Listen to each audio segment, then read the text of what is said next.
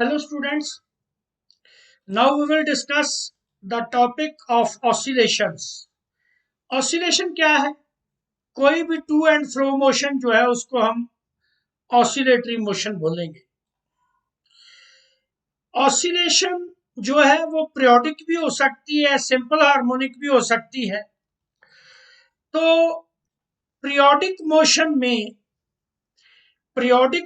जो है वो अपने आप को रिपीट करती है रेगुलर इंटरवल्स के बाद। Any motion which repeats itself after regular intervals of time is called periodic motion. जैसे अर्थ जो अपने एक्सिस के अराउंड रोटेट करती है, सन के अराउंड रिवॉल्व करती है, ये पीरियोडिक मोशन है। अच्छा, पीरियोडिक मोशन है तो उसका कोई ना कोई टाइम पीरियड भी होगा, फिक्स्ड टाइम पीरियड होगा, किसी फिक्स्ड टाइम इंटरवल के बाद अपने आप को रिपीट करेगी। अर्थ जो अपने एक्सिस के अबाउट 24 आवर्स के बाद जो है रिपीट करती है अपनी रोटेशन। और सन के अराउंड जो रेवोल्यूशन है that is repeated after 365.25 days. तो ये पीरियोडिक मोशंस हो गई। तो पीरियोडिक मोशन को रिप्रेजेंट करने के लिए हमारे पास फंक्शंस हैं। जितने भी ट्रिग्नोमेट्रिक फंक्शन है, sine, cos, tan, they are periodic functions. Sine और कॉस का टाइम पीरियड जो है वो जो साइन और कॉस अपने आप को रिपीट करते हैं वो 2 पाई के बाद रिपीट करते हैं, और टैन अपने आप को पाई के बाद रिपीट करता है। आपके function sine theta, cos theta, sine square theta, cos square theta ऐसे आएंगे। तो बच्चे यहां याद रखना है sine theta, sine cube theta, sine 5 theta या cos theta, cos cube theta, cos 5 theta, ऐसा कोई भी फंक्शन आपके पास आए तो उसका टाइम पीरियड कितना होगा जी? 2 पाई/ओमेगा। इतने टाइम के बाद वो अपने आप को रिपीट करेगा। और अगर sine square theta, sine 4 theta, sine 6 theta मतलब इवन नंबर्स जो है, या cos square theta, cos 4 theta, cos 6 theta, उस केस में जो टाइम पीरियड होगा दैट विल बी पाई/ओमेगा। अब बात आती है कि साइन और कॉस फंक्शन में क्या डिफरेंस है। तो बच्चों ये याद रखना है, सिंपल सी सीधी सी बात, कि अगर मीन पोजीशन से ले रहे हो मोशन तो साइन से रिप्रेजेंट करोगे, एक्सट्रीम से ले रहे हो तो कॉस से रिप्रेजेंट करोगे। इसके बाद हम एसएचएम की बात करते हैं। SHM mean simple harmonic motion. To and fro motion जो है जिसमें एक्सेलरेशन जो है डायरेक्टली प्रोपोर्शनल टू डिस्प्लेसमेंट है, उसको हम एसएचएम कहते हैं। यहां मैं एक चीज एक्सप्लेन करूं, जो ऑसिलेटरी है उसमें फ्रीक्वेंसी कम होती है, वाइब्रेटरी में फ्रीक्वेंसी ज्यादा होती है। तो एसएचएम जो है ऑसिलेटरी मोशन का स्पेशल केस है जिसमें acceleration directly proportional to displacement है। जब भी ऐसा केस आएगा उस मोशन को हम एसएचएम बोलेंगे। जितनी भी एसएचएम्स हैं वो पीरियोडिक है, क्योंकि फिक्स्ड इंटरवल के बाद अपने आप को रिपीट करती है। बट सभी पीरियोडिक जो है वो एसएचएम नहीं है, क्योंकि एसएचएम के लिए फिक्स्ड पॉइंट के अबाउट रोटेशन करना बहुत जरूरी है। This is the important point. जैसे मैं एग्जांपल दूं आपको, केमिस्ट्री की एग्जांपल देता हूं। एक आपने पढ़ा होगा पीरियोडिक टेबल में ऑल डी ब्लॉक एलिमेंट्स जो है उसमें ट्रांजिशन एलिमेंट्स की बात करते हैं, तो हम बोलते हैं स्टेटमेंट कि all transition elements are D block elements, whereas all D block elements are not transition elements. Zinc, cadmium, mercury ये डी ब्लॉक एलिमेंट्स, बट ये ट्रांजिशन एलिमेंट्स नहीं है। Same is the case here कि सभी SHM जो है वो periodic है, बट सभी पीरियोडिक जो है वो एसएचएम नहीं है। सर्कुलर मोशन कभी भी एसएचएम नहीं होती जी, बट सर्कुलर मोशन की जो प्रोजेक्शन है किसी एक डायमीटर के ऊपर, उसको हम एसएचएम बोलते हैं। सो हम डिफाइन कर सकते हैं SHM is the projection of circular motion on one of the diameters. और जो एसएचएम की इक्वेशन है उसको A sine omega t plus phi लिख लो, या A cos omega t plus phi लिख लो। फाई जो है वो क्या है, इनिशियल फेज है, इसको हम इपोक भी बोलते हैं। This is the initial phase. वही बात याद रखनी, अगर मीन पोजीशन से शुरू हुई है तो साइन वाली इक्वेशन लो, अगर एक्सट्रीम से शुरू हुई है तो कॉस वाली लो जी इक्वेशन। उसके बाद आती है किसी भी सिंपल हार्मोनिक ऑसिलेशन में एनर्जी कंसिडरेशन। सबसे पहले किनेटिक एनर्जी की बात करेंगे। किनेटिक एनर्जी का तो सेम रिलेशन है 1/2 mv स्क्वायर। v हम मोस्टली बोलते हैं omega A square minus Y square under root, तो ये किनेटिक एनर्जी का फार्मूला आ गया। पोटेंशियल एनर्जी का 1/2 m omega square Y square, where Y is the displacement from the mean position. तो जो टोटल एनर्जी है वो कितनी होगी, 1/2, इनको ऐड करेंगे 1/2 m omega square A square. जो टोटल एनर्जी है that is directly proportional to the square of the amplitude. यहां दो चीजें याद रखनी है, ये नीट में क्वेश्चन आता है कि जब एम्पलीट्यूड जो है वो मूव कर रही है बॉडी सिंपल हार्मोनिक ऑसिलेटर में, तो displacement is a by √2,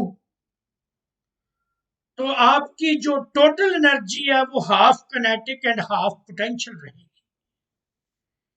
and when displacement from the mean position is a/2, a is the amplitude, then kinetic energy is 70%, 75%, and potential energy is 25%। ये relation directly याद रखना है।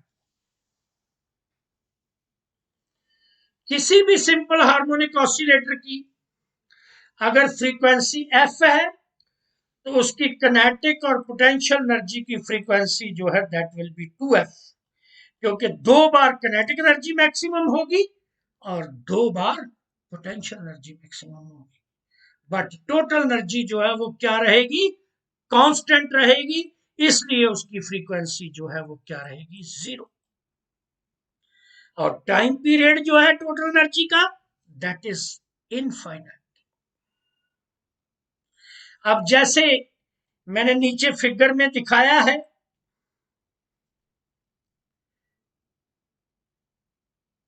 Time period जो है एक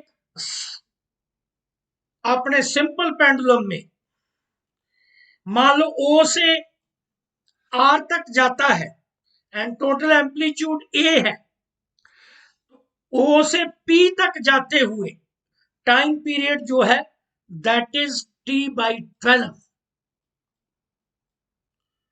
और P से R तक जो है दैट इज T/6। वापसी पे भी यही रहेगा। ऐसा क्यों?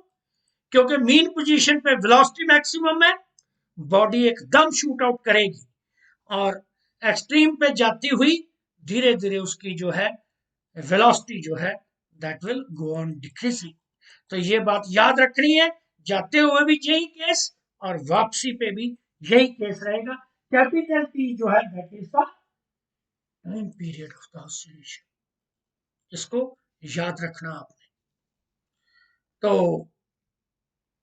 जो ऑसिलेशंस होती हैं तीन तरह की रादर होती हैं। वैसे तो दो तरह की बोले, डैम्प्ड अनडैम्प्ड, बट इसको आगे एक्सप्लेन करें तो फ्री ऑसिलेशंस होती हैं जब बॉडी जो है अपनी खुद की नेचुरल फ्रीक्वेंसी से ऑसिलेट करती है। उसमें क्या होगा? डैम्पिंग होगी एयर रेजिस्टेंस के कारण, जहां अदर रेजिस्टेंसेस हैं। तो ऑसिलेटर की जो एम्पलीट्यूड है that will go on decreasing depending upon the damping constant. ये डिक्रीमेंट जो है एक्सपोनेंशियली होगी। तो जो हम पीछे पढ़ के आए हैं mechanical energy 1/2 m omega square a square, उसके साथ E माइनस BT/2m आ जाएगा। ये रिलेशन जो है टोटल एनर्जी का। D क्या है? Damping constant. तो इसका मतलब एनर्जी जो है वो डैम्पिंग कांस्टेंट के ऊपर डिपेंड करेगी कि डैम्पिंग कांस्टेंट जितना ज्यादा होगा उतनी जो है उसमें वो डिक्रीमेंट आएगी एनर्जी में और एम्पलीट्यूड भी डिक्रीज करती जाएगी। फोर्स्ड ऑसिलेशन में बॉडी को ऑसिलेट करवाया जाता है other than it's natural frequency, मतलब एक्सटर्नल एजेंसी की फ्रीक्वेंसी से बॉडी ऑसिलेट करती है। इसमें एम्पलीट्यूड में कोई फर्क नहीं पड़ता। थर्ड आता है रेजोनेंट ऑसिलेशंस। इसमें है कि जब एक्सटर्नल फ्रीक्वेंसी जो है अप्लाइड फ्रीक्वेंसी जो है that matches the natural frequency of body, तो फिर रेजोनेंस कॉज होती है। यही रीजन है कि soldiers are asked to break step on the bridge, कि कहीं ब्रिज की फ्रीक्वेंसी और सोल्जर के स्टेप की फ्रीक्वेंसी मैच ना कर जाए और ब्रिज जो है कोलैप्स ना कर जाए।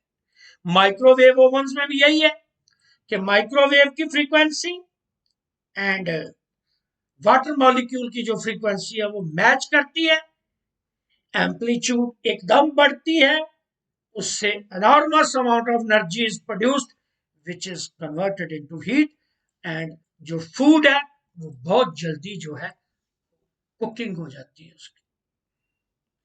ये मैंने दो क्वेश्चन करवाए हैं स्प्रिंग पेंडुलम के। इसमें मैंने लॉज ऑफ मोशन का कंसेप्ट डिस्कस किया है। इसमें देखिए मास जो है पुली के अक्रॉस है, इसमें टेंशन T है, तो नेचुरली दोनों साइडों में जब टेंशन T होगी तो स्प्रिंग में टेंशन 2T चली जाएगी। स्प्रिंग का स्प्रिंग कांस्टेंट कितना है? K है। अगर आप मास को x डिस्प्लेसमेंट दोगे तो स्प्रिंग की डिस्प्लेसमेंट जो है वो कितनी होगी? x/2। तो 2T किसके बराबर आ गया? kx/2। तो T कितना आ गया? kx/4। माइनस साइन क्यों है? क्योंकि रिस्टोरिंग फोर्स है। तो ये फोर्स जो है T जो है नेट फोर्स लग रही है मास के ऊपर, तो Ma is equal to minus kx/4। तो इसमें आपका A कितना आ गया जी? -k/4m into X. K constant 4m constant, क्योंकि एक्सेलरेशन जो है डायरेक्टली प्रोपोर्शनल टू एक्स है। ये क्या है? SHM, जिसमें जो टाइम पीरियड है वो 4m/k आ जाएगा। दूसरे केस में यही बताना मैंने कि मास जो है उस पे टेंशन कितनी? 2T। स्प्रिंग के ऊपर T है तो नीचे कितनी आ गई? 2T। अगर मास को x खींचोगे तो स्प्रिंग कितना खींचेगा? 2x। मतलब double the tension, half the acceleration, half the velocity, half the displacement. तो उसमें टी कितना आ जाएगा स्प्रिंग में -k/2x, क्योंकि हमने मास को कितना नीचे को खींचा है x।